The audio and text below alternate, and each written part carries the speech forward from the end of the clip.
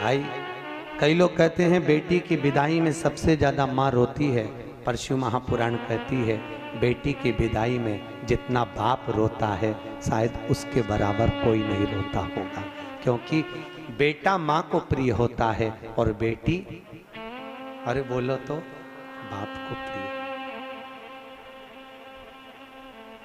बाप को प्रिय है। कई बार बेटियां ऐसा शब्द बोल जाती, पापा मैं जा रही हूं, आपने मेरी शादी कर दी है, मैं दूसरे घर जा रही हूं, पापा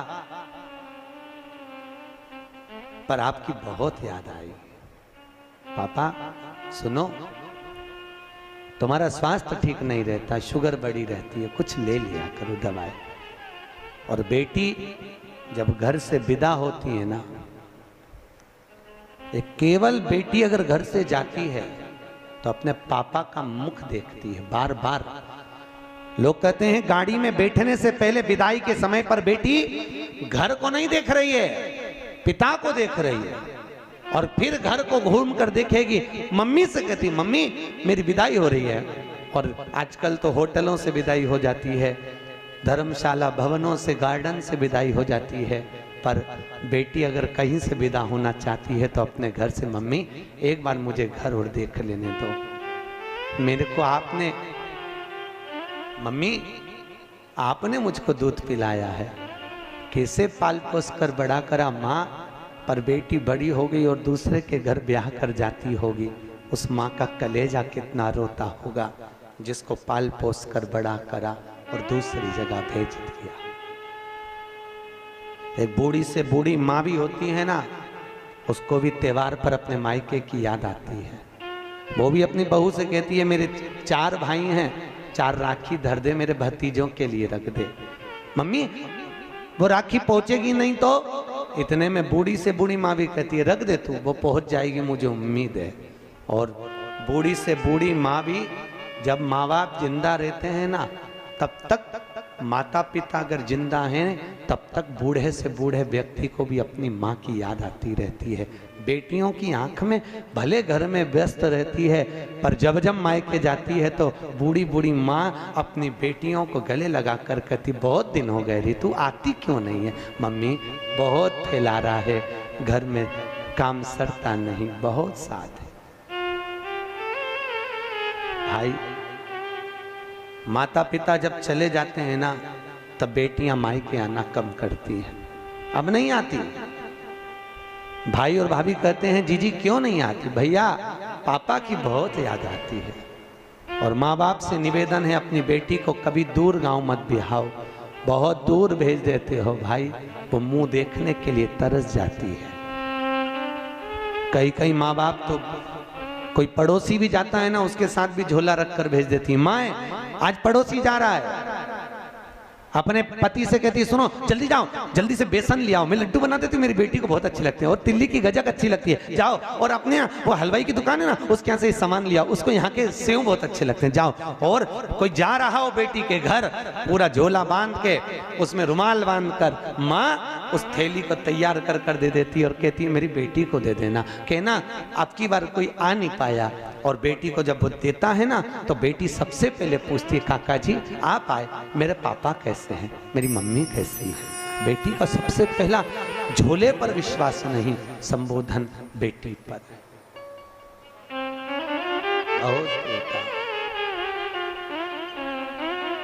यहाँ भी मेरी बहनें बैठी हैं, माताएं बैठी हैं, जीजियों ईमानदारी की बात है, कैसे आप लोग अपना घर छोड़कर आते होगे, दरवाजे को जब देखते हो, और कई बार अपने खिलौने के कमरे में भी जाते होगे। अभी भी शादी होने के बाद भी आपको अगर मायके की याद आती होगी ना तो पापा के साथ बैठकर खाई हुई वो रोटी जरूर याद आती हो। मम्मी गरम गरम उतार के देती जाती है और तुम्हारी थाली में लाकर देती है, और तुम कहती हो मम्मी पेट भरा गया, एक और खा ले, एक और ले ले, मैंने तेरे लिए बनाई, थोड़ी सी मोटी कर दी है।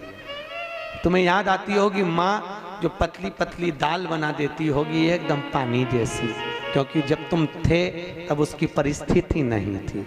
ना जाने किस परिस्थिति में तुम्हारा विवाह करा होगा, कैसे परिणा कर भेजा होगा।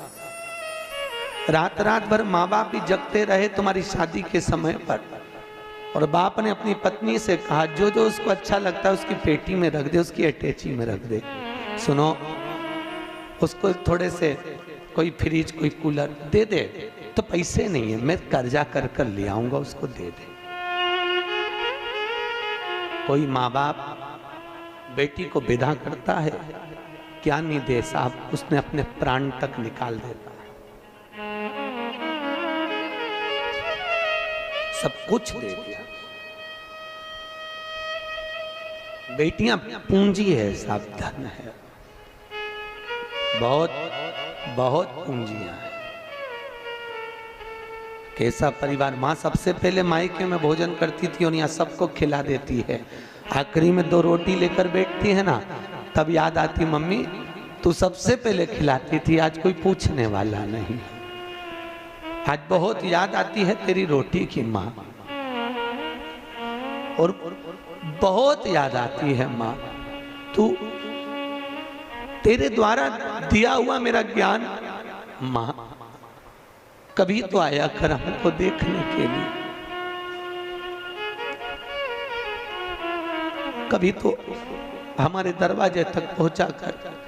और माँ जब मायके बेटी के ससुराल जाती है ना, और बेटी को सबसे पहले देखकर कहती कितनी दुबली हो गई तू, कुछ नहीं पाया, ले मैं बना दूं क्या? नहीं मम्मी, वहां आती हो तुम खिलाती हो ना, आज मैं तुमको बनाकर खिलाती हूँ। माँ आंख में आंसू भरकर रोती हुई बिलखती हुई बेटी को देखकर कहती है कितनी प्रपंचे में पड़ी है। इधर सास मुंह बना रही होती है, उधर ननद मुंह बना रही होती है, पति का मुख चढ़ा हुआ होता है, सबको भोजन परोस देती है, सबके लिए कर देती है, पर अकेली रसोई घर में जब भोजन करने बैठती है तब मायका याद आ जाता, तब रो लेती है। नहीं सहन होता तो कमरे में चली जाती है और जाकर एकांत में जब मायके पहुंचती है, पापा पूछते हैं कैसी है रे तू? पापा मैं अच्छी हूं। कितना दिल में दर्द लिए हुए, कितना दुख लिए हुए, कितनी तकलीफ लिए हुए बेटी अपने जीवन का निर्वाह करती है, अपने जीवन। भाई दक्ष प्रजापति की कथा कह रही है, दक्ष प्रजापति ने सती को अपने यहाँ रखा, हिमालय राज ने पार्वती को रखा, जनक जी ने सीता को रखा। जब तक बेटी घर में रहे तो समझना भगवान की करुणा है, और खूब प्रेम से रखो। ना जाने उसके किस्मत में, उसके भाग्य में तुम करोड़पति का घर भी देख कर दे दोगे तो ना जाने क्या उसकी किस्मत है और कितना उसको मिलना है। ये उसका भाग्य है, उसका भाग्य उसके साथ, किस्मत उसकी अपने साथ है। आप बहुत अच्छा देख कर देते हो कोई माँ बाप। हम तो कहते हैं बेटी लक्ष्मी और गाय गौ माता 50 बार विचार कर कर देना कि ये किसको दे रहे हैं। बेटी को देने से पहले 50 बार विचार करो ये लड़का इसके लायक है कि नहीं। गौ माता को, ब्राह्मण को जब दान करो तो कहते हैं लोग हम हमारे पिता के निमित्त से गाय का दान दे रहे हैं। गाय का दान तुम ब्राह्मण को दे रहे हो, ब्राह्मण को दिया, ब्राह्मण के यहाँ खुद रहने की जगह नहीं, वो चांदी के खुर सोने के सींग के चक्कर में, बाल्टी और डब्बे के चक्कर में गौ माता को ले गया। जब तक गाय ने दूध दिया तब तक बांध के रखी, फिर वो बेच दी, बेचते बेचते कसाई के हाथ में चली गई। गाय जब कटी तो जिसने दान दिया था उसको दोष लगा, लेने वाले को नहीं। इसलिए बेटी गाय और लक्ष्मी, पैसा भी हमेशा सोच समझ कर दीजिए कि किसको दे रहे हो। कहीं किसी ऐसे भिखारी के कटोरे में पैसा मत डालो कि उस भिखारी ने लेकर वेश्यावृत्ति में लगा दिया, जुए में लगा दिया, मदिरा पान में लगा दिया, मांसाहार में लगा दिया। अगर लक्ष्मी किसी गलत जगह पर जाती है तो दान करने वाले को रोना पड़ता है। बेटी गलत जगह जाती है तो कन्या दान करने वाले को रोना पड़ता है। गाय गलत जगह जाती है तो दान करने वाले को रोना पड़ता है। इसलिए देने से पहले बेटी, गौ और लक्ष्मी 50 बार विचार करना कि किसको दे रहे हो, सही जगह जा रही कि नहीं जा रही। सोचो समझो। फिर फिर दिया जाए।